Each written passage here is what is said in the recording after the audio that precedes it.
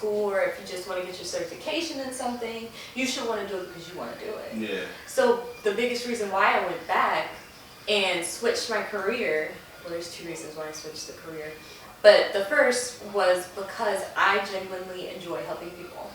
And that's another reason why I write how I write, because I know there's somebody out there that's going through a breakup like that, or they're fighting with their best friend, or can't decide if they want to stay in Philly or go somewhere. You know, so it's not just me. It's not all about me. I'm just the mouthpiece. Yeah. Trying to express. Yeah. Literally trying to express what other people probably can't, or they won't allow themselves to. Yeah. So that's the biggest move for me to go to school.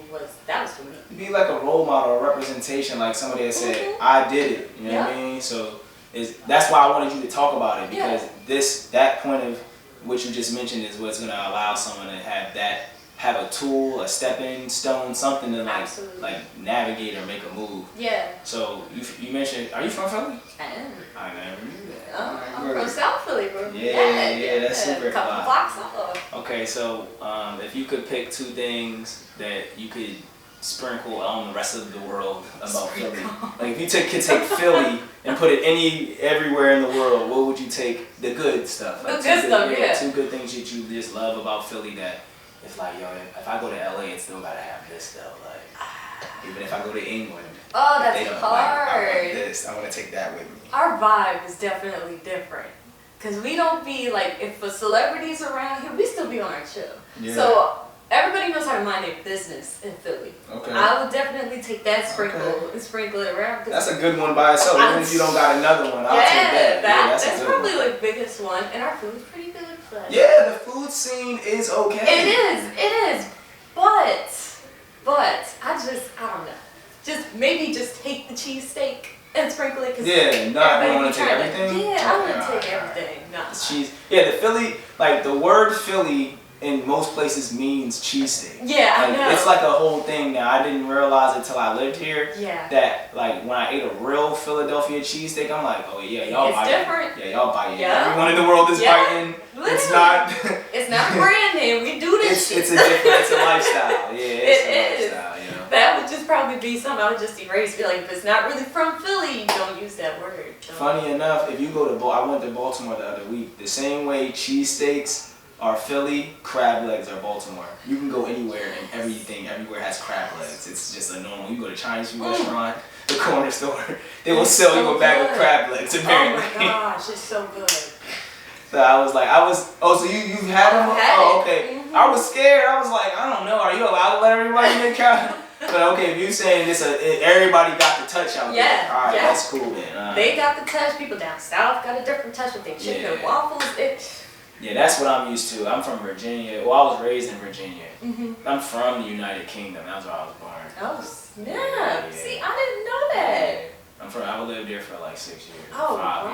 years. That's awesome. And then I came here and I lived in Virginia until I was about 24, and then I came here. Now I'm here. So the goal that I have in mind I'm actually on my exit strategy. Like I want to acquire. Well, I've already acquired this space, so we don't have to, but I want to acquire more property to align with this one and have somewhere to live, but I want to do an Airbnb. Long story short, I want to be able to move around. You know what I mean? I don't want to live in Philadelphia. I feel like I've gotten a lot of the work I wanted to get done twice now. Yeah. So, because I'll even be more specific. When I left Virginia, my goal was to throw my large, long-term goal before I left was supposed to be throw a show and make $2,000 worth of revenue. That's what I thought. Wow. That's what I thought was my goal. I'm sure you surpassed that. So it's like, I was like, whether I do 100 tickets for $20 or 200 tickets for $10. Like I remember it like it was yesterday. That was my goal.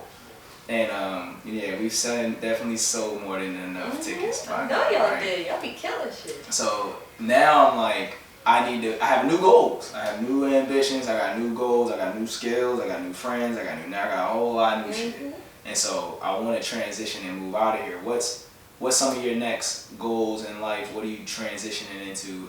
Whether it's just some projects or a lifestyle You ain't got no ring on your finger. No, so it's like, I'm chilling. what you're planning out here? I mean, it's very similar to what your goals are. I don't want to stay in one spot.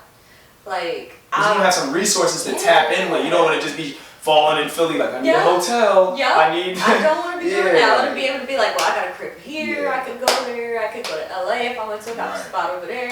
So that's actually one of my goals. Like, I can't stay in Philly. Like, I was born and raised here. Philly is all I know. Though I've traveled to different parts of the U.S. But it's never been like a stay. Yeah. So, like, I've been here. I know Philly inside and out. It's my city, but I'm done with my city. I love it. Don't get me wrong, but I'm ready to see what other experiences I can experience outside of Philadelphia. You know what I mean? Yeah. Whether it be musically related or even right down to using my medical degree with that, and maybe the two can collide. I'd be cool with that, you know? But that was the goal. I would love to be able to do both, because still either way I'm helping people regardless. Yeah. So. Interestingly enough, because when I was behind the camera, you said I'm able to just do this creatively. Mm-hmm. Interestingly enough, right? Apple, and Google, and Amazon, right? They're all looking to find their entryway to the medical field, right? Really? Yeah. So with that being said, that means all of the products, services, musical platforms that they have have to add some fiscal asset and evaluation to that business structure in the medical field. So there's going to be Apple devices and all of those things in a hospital one day. Oh, snap. So it's like, I really, people don't think things go together, but the reason things go together is because you put them together. Yeah. Right? So the way you just said that, you inspired me to consider something. That never even crossed my mind. How does the industry, product, and lifestyle of music align with the medical industry? It does. It does. It has to. Yeah. I wouldn't go to a hospital without some form of music. I'd be terrified in 2021 to sit in a hospital. Mind you, there's a world where you didn't. You had to get a radio, but music is in your hospital. Music's in your elevator. Like, what do we got to do to build that as a common practice? And I just like how you just inspired me with that, because that fitness and health applications have completely branded themselves through streaming platforms. There's playlists just for it. Yep. So there is a crosshair for like medical and music. Yeah. And you have now put me on my Gemini. You've inspired me now. I'm gonna look into this. I mean, there's a thing called musical therapy in the hospital. Exactly. Yeah, so they use it for a reason. They know what it does. Right. It helps a lot. It creates, like you said, it eases anxiety so people don't freak out. Oftentimes, if you're getting like an MRI done or a CT, they let you have your headphones in. Yeah. So that keeps you chilled out. That's what I'm saying. Just for the consumer, it's what they need. Yeah. So if that's what the consumer needs as a business, you gotta provide it. Mm-hmm. So that's just all right. We're gonna have a conversation. Right. So my last question is, I don't want to preface it. I want to make it real dramatic so I can bring my followers in when I promote this and put it on Instagram, right? So one thing that I've been enjoying, just to even capitalize on what you were mentioning about with Philly, is it's allowing me to find my purpose. It's allowing me to live a meaningful life, and also learn what I don't like about life. Like you said, shit you don't want to do no more, right? Okay, so what is it that you want to do with your life as a, what's the word that I'm looking for? Like when you put it on your tombstone, right? Like what do you want to leave the world knowing that you got accomplished? That's what I want to do. What do you want to accomplish with your life? That's the word I was looking for. I want to master love. Okay, so when you say master love, like having an understanding of it, or being like a guru that teaches other people? Honestly, I don't think I could teach other people. Yeah, so you're talking about your own personal on my own personal mentality with it. Like, I'm sure I could teach it, but it'd probably be more like a generational thing.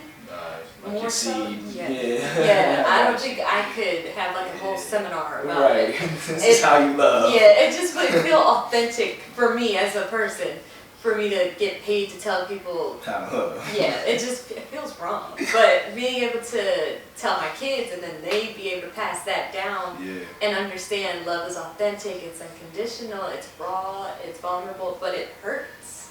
You know? That's boy, somebody taught us that, right? Yeah, that helped a lot. Yes, it would. Love hurts. I sincerely think we would all be in a different mental place if somebody would have told us this big that love's gonna feel like shit. It's cool, it's worth it, but it's gonna feel like shit. Like candy, right? You love candy, but it's like you keep fucking around with that. Yeah, so love. And that shit hurts. You could lose a tooth. Just be smart. Kids could understand it. It's not like we couldn't explain it to them. You're right. Yeah, we had a perfect analogy. The one you just spoke. When we learn how to brush our teeth. Boom. Because to prevent the pain that comes from being irresponsible with what you eat.